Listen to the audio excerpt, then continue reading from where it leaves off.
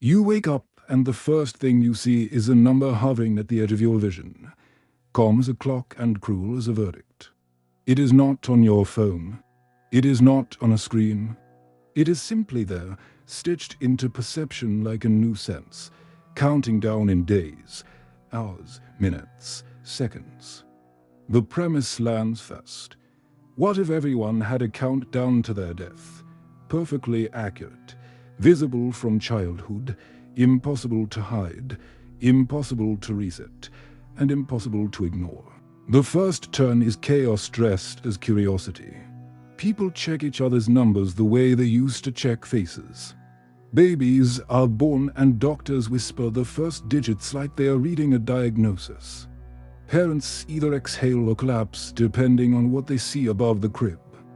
Governments hold emergency sessions and religious institutions fill overnight, because nothing reorganizes a society faster than certainty about the end.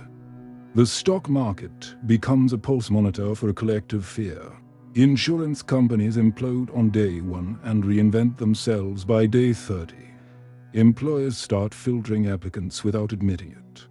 Dating apps add a new filter that everyone pretends not to use. Schools begin tracking student countdowns like test scores, and the world discovers that when a future becomes measurable, people will turn it into a hierarchy.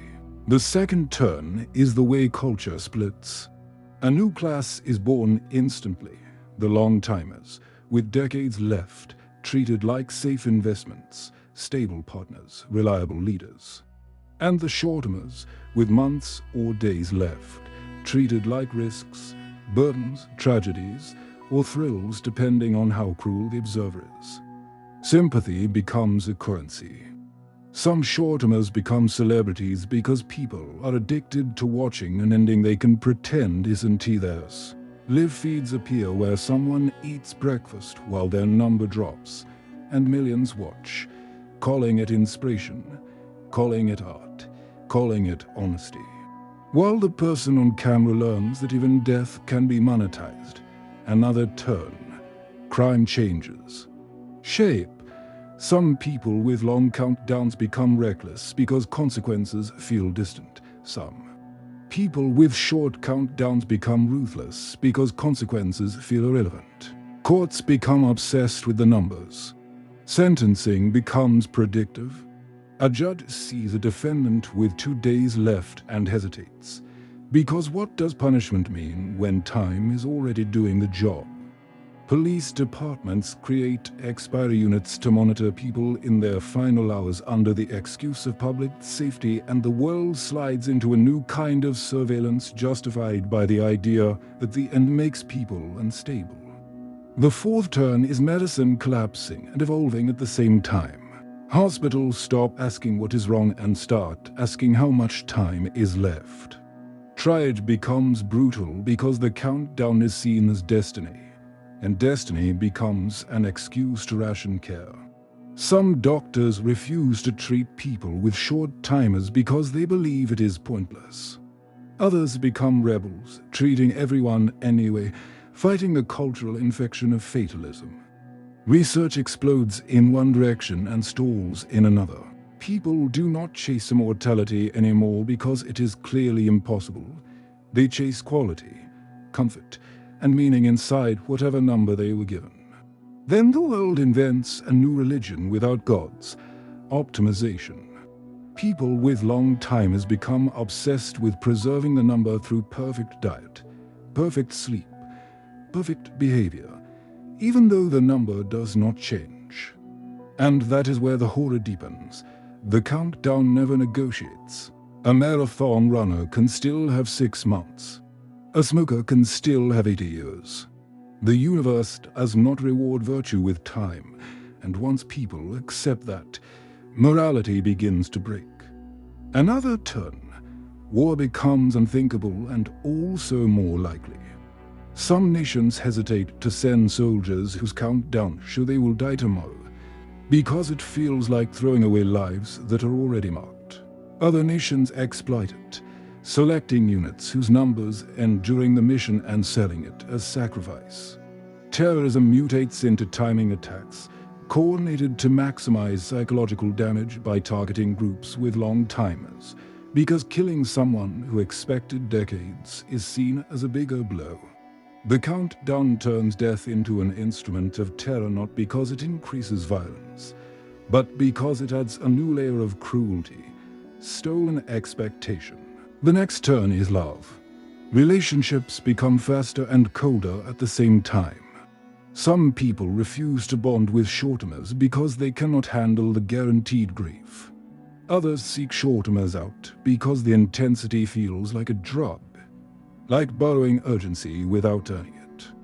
Families begin planning endings like holidays, scheduling final dinners, final trips, final words, and the world becomes filled with pre-grief, a constant low because every moment is labeled by the clock. Children grow up watching their parents' numbers drain like sand, and innocence doesn't survive that. Another turn. Darker, the economy reorganizes round death dates. Companies offer countdown packages, subscription services that curate your final year, your final month, your final day.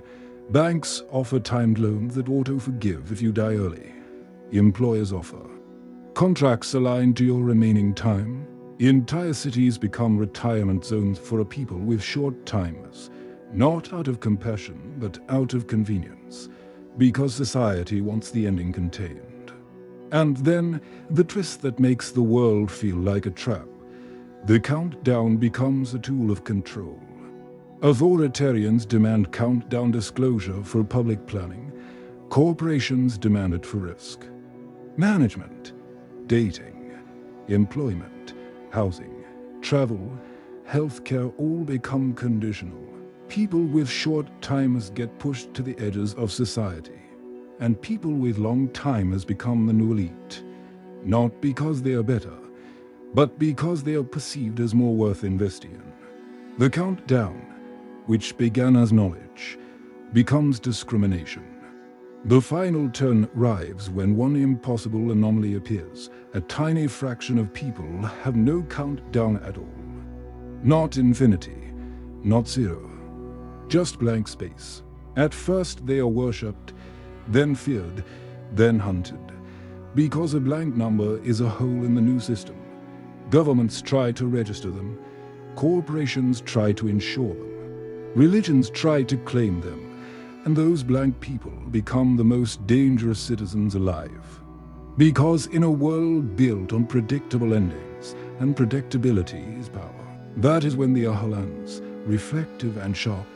The real terror of a countdown is not that it tells you when you die. It is that it tells everyone else what you are worth. It turns time into a label. And humans cannot resist labeling. The countdown does not make life more meaningful. It makes life more managed. It replaces mystery with accounting. And the only real rebellion left is to live as if the number is private even when it isn't.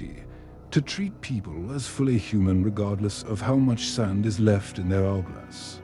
Because the real question isn't how you would live if you knew your date. The real question is how you would treat others if you knew theirs. If you want more cinematic what-if stories that take a simple concept and twist it until it reveals something uncomfortable about us, like and subscribe. And comment what you want next. Would you want to see your countdown? Or would you rather keep the mystery and risk wasting time?